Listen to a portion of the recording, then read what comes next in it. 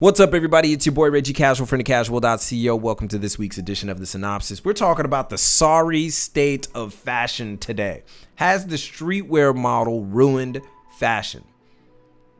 And I'm not going to use my words completely to go over this entire topic, because oftentimes when you have one person saying anything, especially when you're on YouTube, people just get going crazy. This is my opinion in a lot of cases, but you guys have heard me talk about this in terms of hype.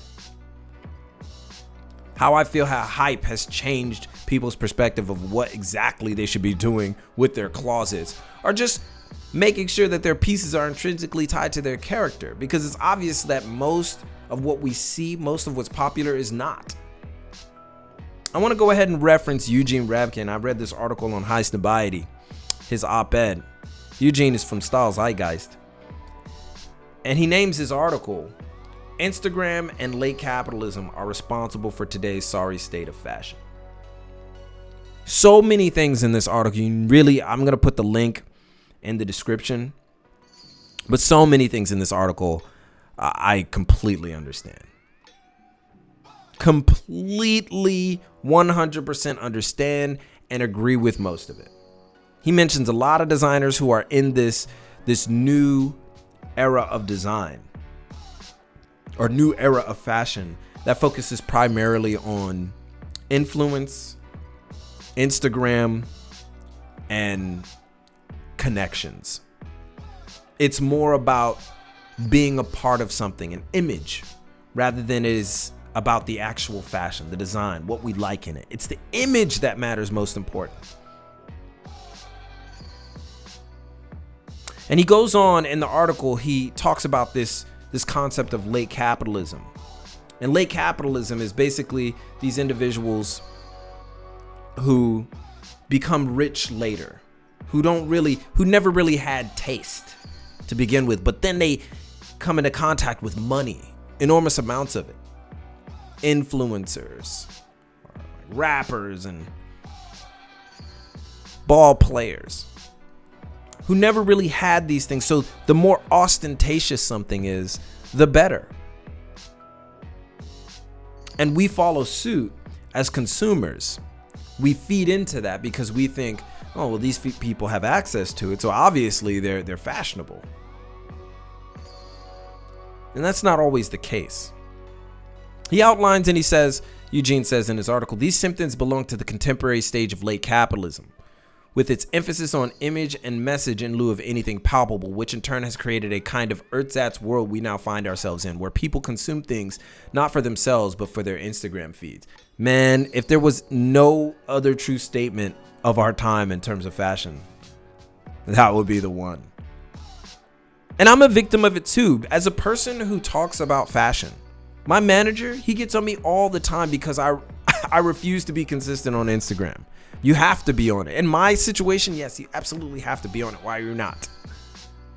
But to feed into the frenzy, I don't want people to look at me and say his style is what I want to do because he does it. I'm not even that big, but you can imagine that's what a lot of people do.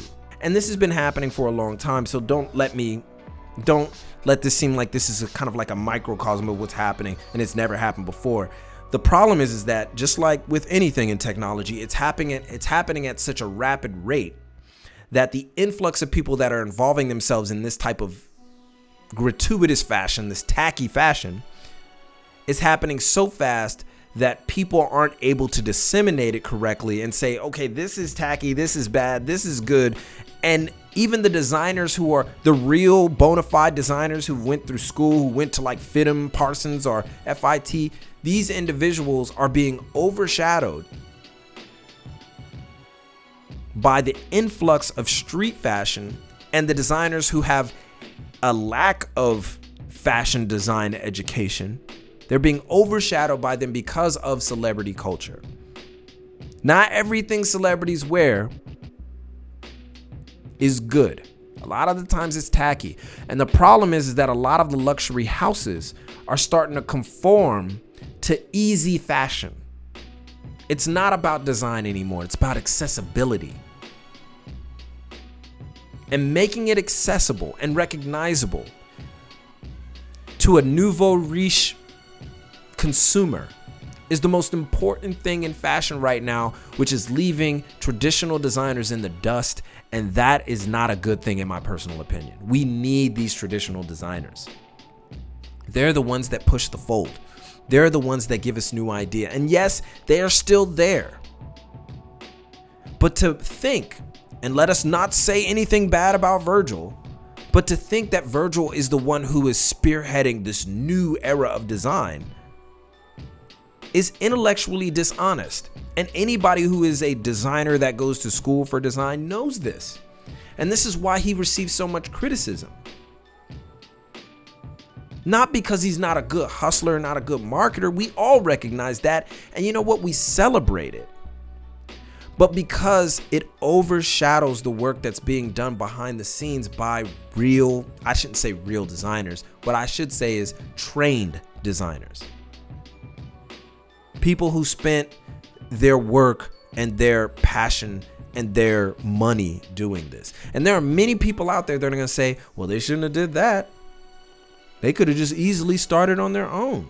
You can't get mad at a person like Virgil for, using the hand that he was dealt. No, that's why I said we respect the hustle. So don't get it twisted. We respect the hustle. Even the designer respects the hustle. But where's his place? Where's her place in this world now?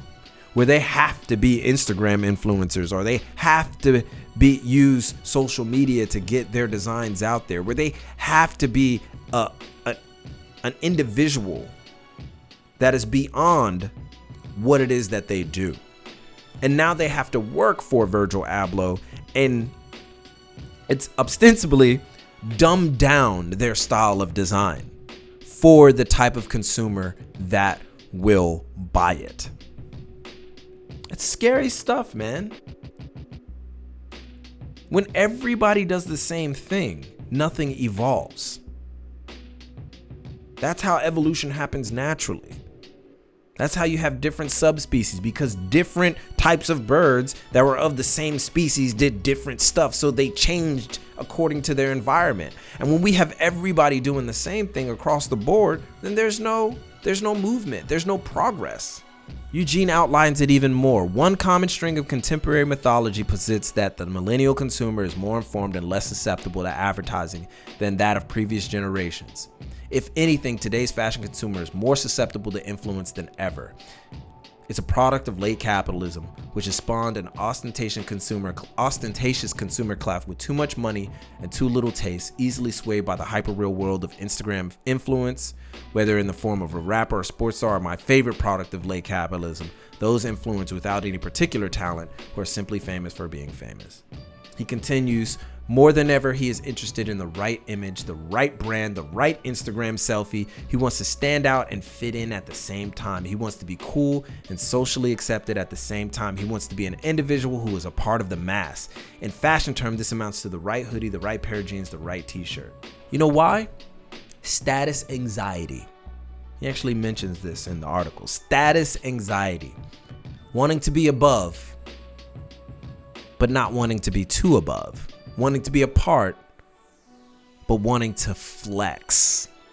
This is the most important aspect. I don't understand the concept of flexing, to be honest with you. I really don't. I understand why people do it, but it's the reason why it exists is a byproduct of individualism that, the West, is particularly in America, just celebrates. Individualism, which is a good thing in my opinion. I love individualism in a lot of ways. But what individualism inspires is competition in every sense, especially when it comes to something as just personal as style and fashion. It's like individual. I don't like what he wears, even though it looks crispy, even though it looks good on him. I think it's trash. It's trash because my look looks better, or the person that I like looks better. In this situation, I can't like that because I don't like the way it looks. Listen, you don't have to like the way that it looks, but you can still respect it, especially if it's well put together. But that's not what it's about. It's about outdoing others. That's what it's all about right now, because the way that you become famous, the way that you get noticed, the way that you get the likes, the followers, is by getting noticed. The crazier, the better. You got brands bringing out $7,000 cashmere nooses and sweatshirts that say Columbine on it. I don't mean to say that it's, it ain't design, but it's absolutely in bad taste. We got to get beyond this, man. I'm not saying don't wear what you want to wear. I'm saying wear what you want, but wear it well and refine it. That's what I've been saying the whole time. Refine it. You don't need these high-end brands that are selling you the same thing over and over and over again for sometimes 400% the price. You don't need them. You don't.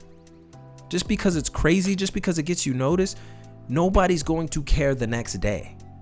Right? You can wear them. If that's what you're into and that's what you like, then fine. But don't pretend like that one thing makes you better, because it does not. Many could argue that it shows a lack of fashion aptitude. And a lack of fashion aptitude means that you're just trying to be socially accepted. And that sounds more like a mental health issue than an actual fashion issue. And that's all I really got to say about it. In the meantime, I want to know what you guys' thoughts are on this particular topic. Did the streetwear model ruin fashion? Has it destroyed the traditional fashion model? In my opinion, I don't think it has, but I think it's on its way to. So I'd like to know your thoughts in the comments if you're listening on YouTube or watching on YouTube rather. And if you're on what do you call it? I'm really not good at this yet. On the podcast thing, go ahead and keep the conversation going on Twitter. You can hit me up personally at Reggie Casual and the Casual Official at the Casual_CO. As always, keep it locked right here for all of your info on international street fashion and culture from Tokyo. It's your boy, and keep it casual. Yoroshiku onegaishimasu, and I'll see you guys in a minute.